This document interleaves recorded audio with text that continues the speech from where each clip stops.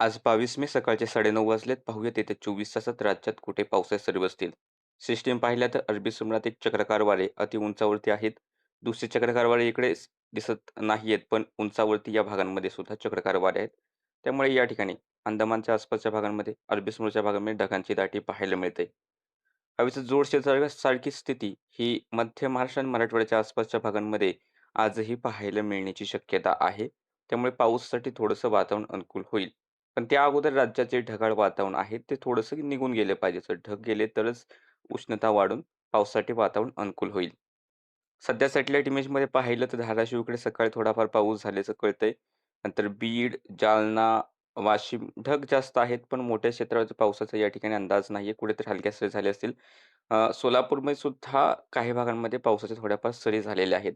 पण आत्ता हे जे ढग आहेत, हे आता विरून जाऊ लागलेले आहेत आणि हे लवकर विरून गेले आणि ऊन पडल्यानंतरच पावसासाठी पुन्हा एकदा वातावरण पोषक बनू शकतं. ज्या ठिकाणी सिस्टीम साधारणतः दिसत आहे, की या भागाच्या आसपासून जोरक्षेत्रासारखी स्थिती गेलेली आहे.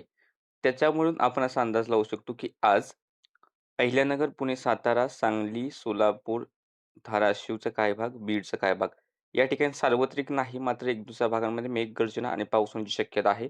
ही शक्यता साधारणतः 50% ते 60% शक्यता दिसते, की पाऊस होईल.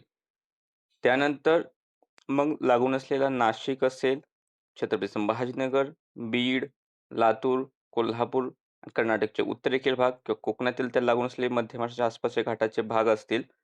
या ठिकाणी पावसाची शक्यता साधारणतः 30% पर्यंत दिसते. म्हणजेच पाऊस होण्याची शक्यता खूप कमी आहे. पण स्थानिक ढग निर्मिती झाली, तर पाऊसासाठी वातावरण अनुकूल राहील आणि हे पाऊस खूप मोठ्या क्षेत्रावरती होईल, अशी शक्यता सध्या तरी दिसत नाही.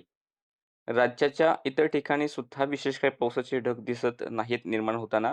मग स्थानिक ढगांवरती लक्ष तरी सुद्धा राहू द्यात.